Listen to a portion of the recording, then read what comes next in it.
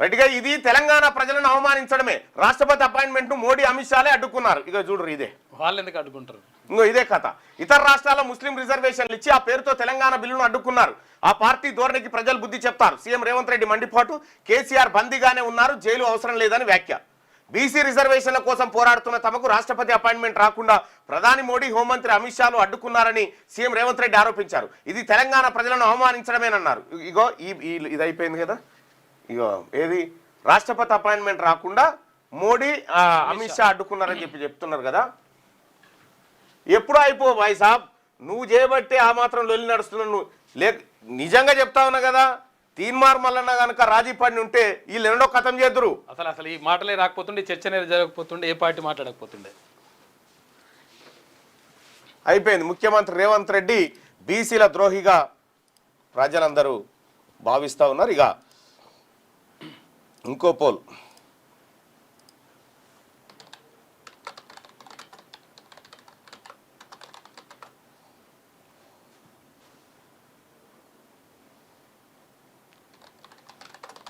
రాష్ట్రపతిని కలవకుండా అడ్డుకున్నది మోడీ, అమిత్ షా అంటున్నారు ముఖ్యమంత్రి గారు.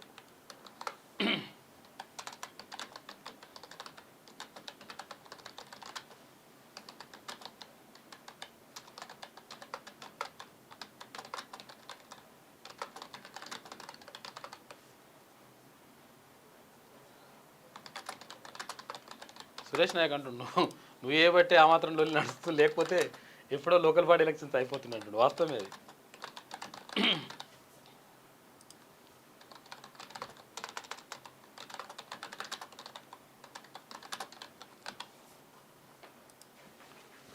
రైట్.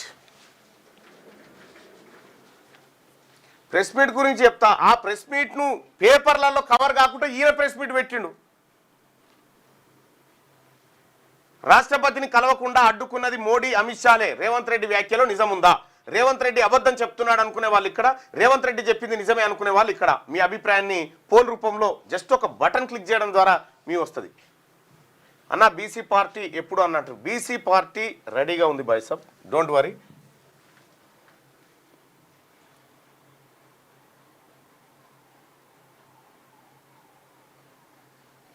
ఈ రకంగా ప్రజలందరినీ తీసుకుపోయి ఫూల్స్ని చేసి తీసుకొచ్చిండు నాయకులందరినీ. ఒక ముఖ్యమంత్రి అడిగితే ప్రధానమంత్రి దేశంలో గెలవకపోవడము, ఒక ముఖ్యమంత్రి అడిగితే రాష్ట్రపతి గెలవకపోవడం ఉండదా?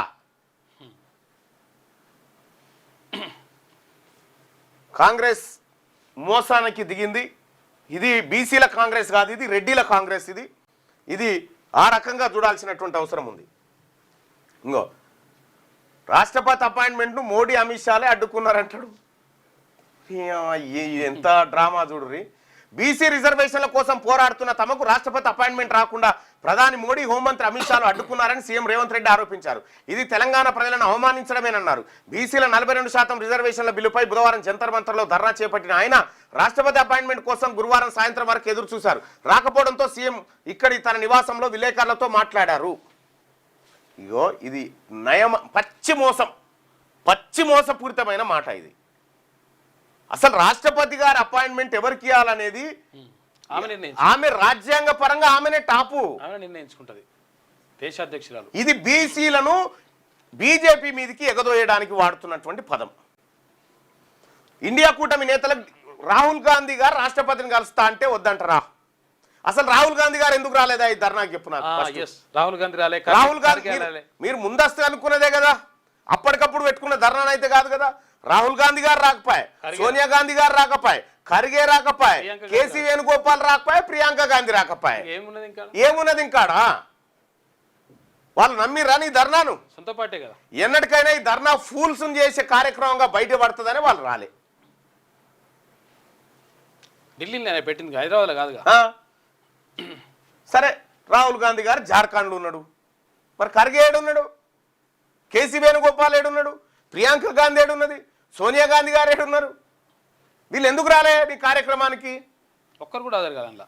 వాళ్ళకి తెలుసు నువ్వు ఫూల్స్ చేస్తున్నావు జనాన్ని అని.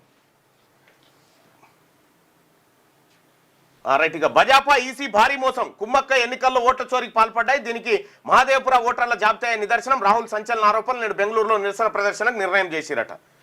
ఇక ప్రత్యామ్నాయాలపై సర్కార్ దృష్టి. ఎట్టి పరిస్థితుల్లో పంచాయతీ ఎన్నికలు నిర్వహించాలని కాంగ్రెస్ యోచన. ఎట్టి పరిస్థితులు వస్తారట. 42% మీద ఎగబెట్టి కూడా వస్తా ఉన్నామని చెప్తా ఉన్నారు.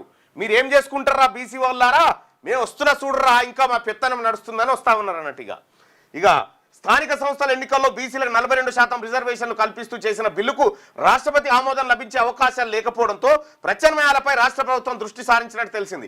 ఢిల్లీలో ధర్నా చేసినా ఆశించిన ఫలితం రాకపోవడం, రాష్ట్రపతి అపాయింట్మెంట్ దక్కకపోవడం, మరోవైపు హైకోర్టు ఆదేశాల మేరకు సెప్టెంబర్ ఆఖరులోగా ఎన్నికలు నిర్వహించాల్సి ఉండడంతో తన ముందున్న మార్గాలను ప్రభుత్వం పరిశీలిస్తున్నట్టు తెలిసింది. ఎన్నికలు నిర్వహించకపోతే కేంద్రం నుంచి పంచాయతీలకు నిధులు ఆగిపోతాయని, ఎట్టి పరిస్థితుల్లో నిర్వహించాల్సిందేనన్న అభిప్రాయంతో ప్రభుత్వం ఉన్నట్టు తెలుస్తుంది. త్వరలో కాంగ్రెస్ పంచాయతీ నిధులు ఆగిపోతాయా? బీసీల జీవితాలు ఆగిపోయినా పర్వాలేదు, పంచాయతీ నిధులు ఆగిపోతాయా? ఆగిపోయిన ఫీజు రియంబర్స్మెంట్ బకాయిలు 6,000 ఆడబడి ఉన్నాయి. ఫస్ట్ అవి వారేయడం. మహారాష్ట్రలో 3 ఏళ్ళు 5 ఏళ్ళు ఆపిరు.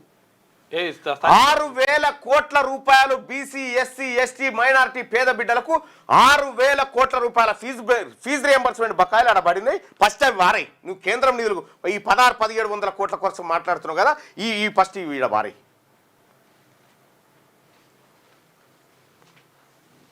త్వరలో కాంగ్రెస్ రాజకీయ సలహా కమిటీ సమావేశం నిర్వహించి స్థానిక సంస్థల ఎన్నికలపై చర్చించి ఓ జీవో ద్వారా రిజర్వేషన్లు కల్పిస్తే ఎట్లుంటుందని చర్చ చేస్తున్నట. మీరు రండిగా, మీరు తేలిపోయారు. ముఖ్యమంత్రి రేవంత్ రెడ్డి గారు కడరుడు గట్టిన బీసీ ద్రోహిగా మారిపోయిండు.